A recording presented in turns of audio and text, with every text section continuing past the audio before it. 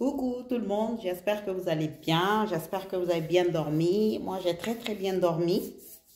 Voilà. Donc, on a vu la sortie des avocats, voilà, de nos hauts représentants hein, du pillage national.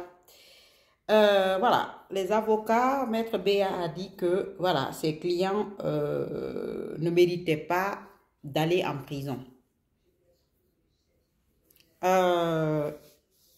Vous savez, les personnes qui pensent que, bon, Maître Béa, il est ceci, cela, c'est un avocat, hein.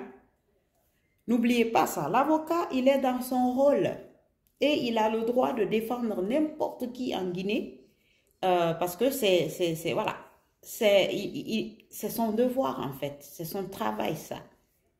Que ça soit un délinquant, que ça soit un tueur, même quelqu'un qui tue, il a quand même le droit d'avoir un avocat. D'ailleurs, normalement, dans un pays de droit, quand il y a un délit, eh bien, si tu ne peux pas te payer un avocat, on te commet un avocat d'office qui va quand même te défendre, qui va être là à tes côtés pour te défendre. Ça, c'est tout à fait normal.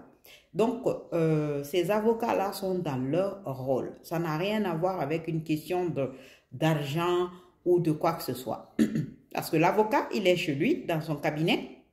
C'est la personne qui est inquiétée qui vient voir l'avocat. C'est comme quand tu es malade, tu vas voir un médecin. Et même si toi et moi, on est en conflit, eh bien, peut-être on va voir le même médecin. Pas peut-être pour les mêmes maux, pas pour les mêmes maladies, mais voilà, le médecin, lui, il s'en fout de savoir que toi et moi, on se cogne dessus. Il est là juste pour nous soigner, en fait. Eh bien, les avocats, c'est pareil, en fait. Les avocats, ils font leur rôle. Voilà. Et dire que ces clients ne méritent pas la prison, ça n'engage que les avocats, là, et leurs clients. Voilà. Nous, jusqu'à preuve du contraire, et quand je dis preuve du contraire, il faut que ces preuves-là soient palpables sur le territoire guinéen. On se dira toujours, quel qu'en soit le résultat qui va sortir derrière, on dira toujours que ces gens-là sont ceux qui ont pillé la nation.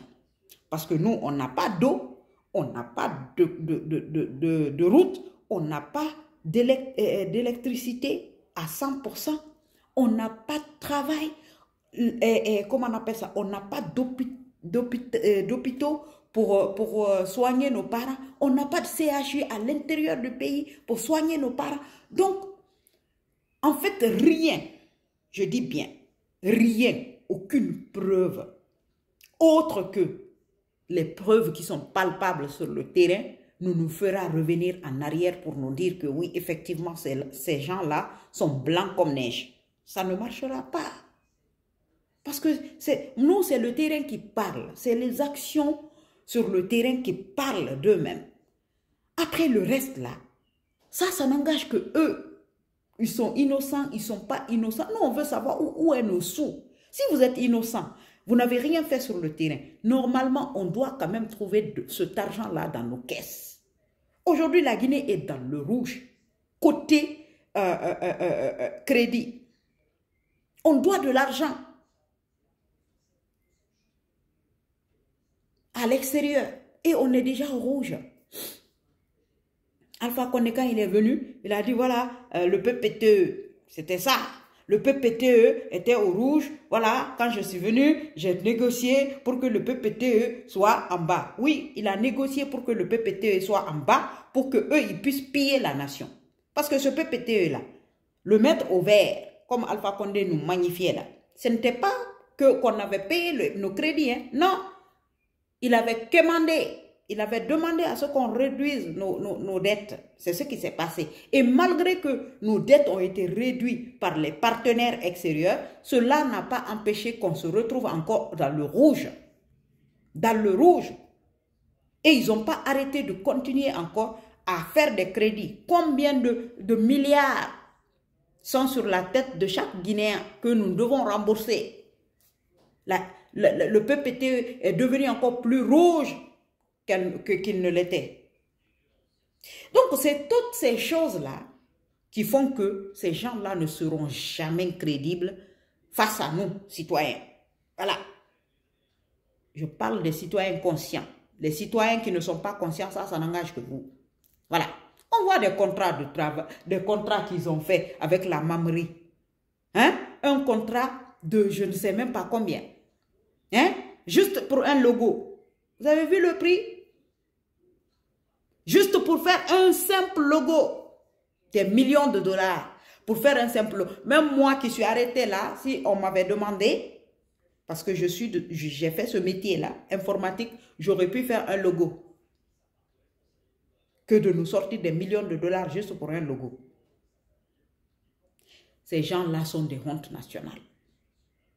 Il y a beaucoup d'informaticiens en Guinée qui auraient pu faire ce logo-là à 300 000 francs guinéens et un beau logo. C'est ça qui est la vérité. Quand on aime sa nation, on aime sa patrie, on travaille intelligemment. On ne travaille pas de façon véreuse. C'est-à-dire, à chaque fois que vous posez des actes, c'est pour aller pomper dans la caisse de l'État. Quand on travaille, on fait des économies pour l'État, pour qu'il reste encore un peu de sous dans nos caisses pour pouvoir faire autre chose avec cet argent-là. Mais on ne se transforme pas en rapace pour venir faire, rafler tout le peu qu'on a. Donc ces gens-là, leurs avocats peuvent magnifier autant qu'ils veulent. Ils peuvent dire autant qu'ils veulent, selon leur statut, selon leur rang, selon ceci, selon cela, ils ne méritent pas d'être en prison. Quand on a un statut, on a un rang, on reste intègre, on reste digne, on reste honnête, on reste transparent. Et on travaille pour sa nation. On travaille pour les personnes qui vous ont mis là, les personnes qui vous ont fait confiance. Mais si vous vous mettez à insulter ces mêmes personnes qui vous ont permis d'être là où vous êtes, eh bien, vous allez en payer le prix. Et aujourd'hui, nous, les citoyens, on a ouvert les yeux et chacun va payer sa partition. À bon entendeur, salut.